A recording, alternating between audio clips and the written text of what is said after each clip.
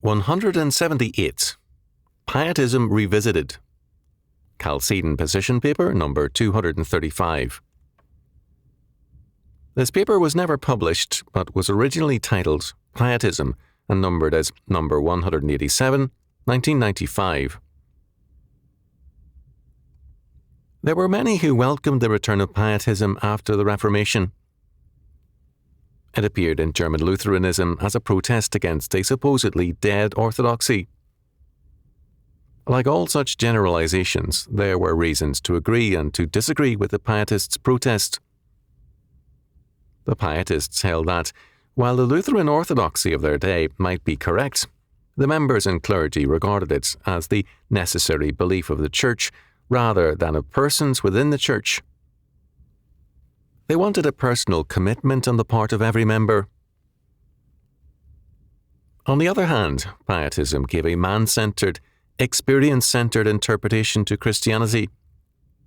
Thus, August Hermann Francke, born 1663, as against Luther, did not make central justification through Christ's atonement, but rather stressed conversion and new life. F. Ernst Stoeffle, German Pietism during the 18th century, 1973, page 16. Thus, the center of the faith was shifted from what God has done in Christ to what we experience. This was a radical change and, in fact, the end theologically of the works of Luther and Calvin with their God-centered theology to a man-centered emphasis. Virtually all of the Protestantism has since become pietistic, stressing being born again over the judicial act of atonement. This move away from justification has had devastating results for Protestantism.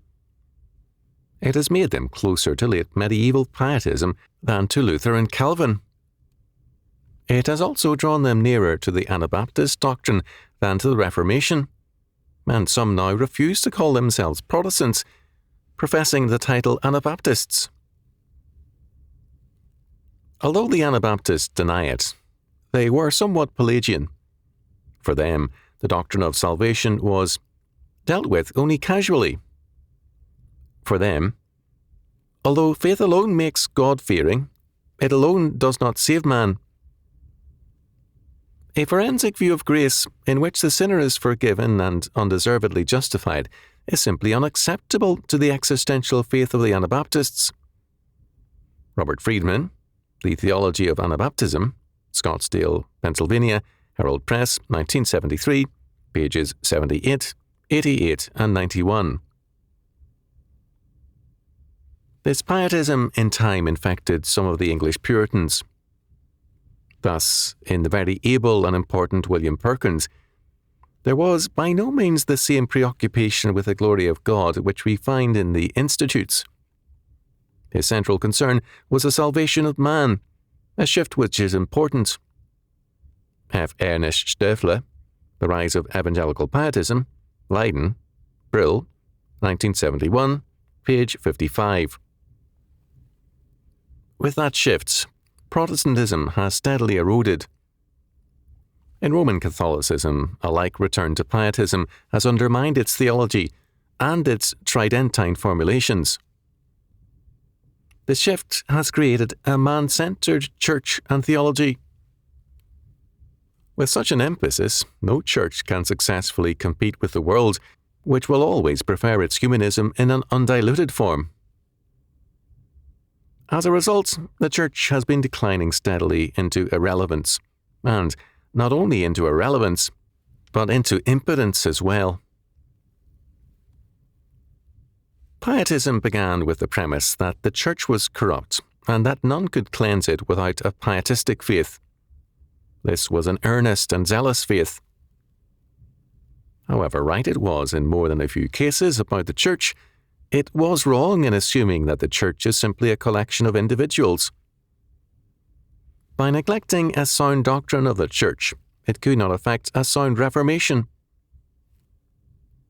Moreover, by stressing the person rather than the family and the church, the Pietists helped bring in radical individualism and romanticism. This meant that a faithful individual outweighed a faithful church.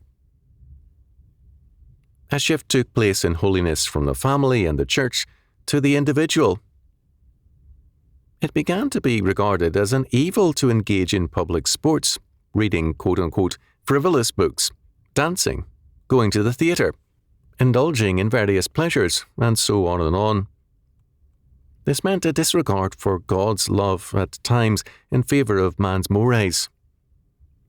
It came to mean later that smoking is a sin. It is bad for one's health, but failure to tithe is not. Such attitudes seriously warped people's moral outlook.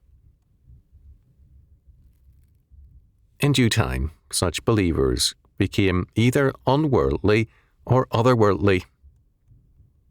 An eschatology of victory eluded them. They were not interested in world victory in Christ, but in winning the inner war against sin, as defined by pietism. The result was a radical shift in the definition of the Christian life from a battle against the forces of Antichrist with an assurance of total victory, to a battle within for a sterile peace and perfection. Holiness was redefined by pietism in terms of personal practices such as drinking, and many a godly man was condemned to disrespect as a sinner because he at times drank beer. Pietism substituted an often harsh moralism for biblical faith. Pietism has also undermined Protestantism and Roman Catholicism in favour of an ultra-individualistic faith. Its early centre in Germany was the University of Halle, which very early became a centre for modernism, and why not? Very early, when I was young, I heard of an old-fashioned pastor who could not find a pulpit because he disagreed with the 18th Amendment to the US Constitution, prohibition. His total faithfulness to the Word of God meant nothing as compared to his unwillingness to shift the responsibility in drinking from the individual and his temperance to the state and its punishments. Pietism has strengthened both modernism and statism, as Pinson's research has shown. It has become a doctrine of retreat from the Reformation,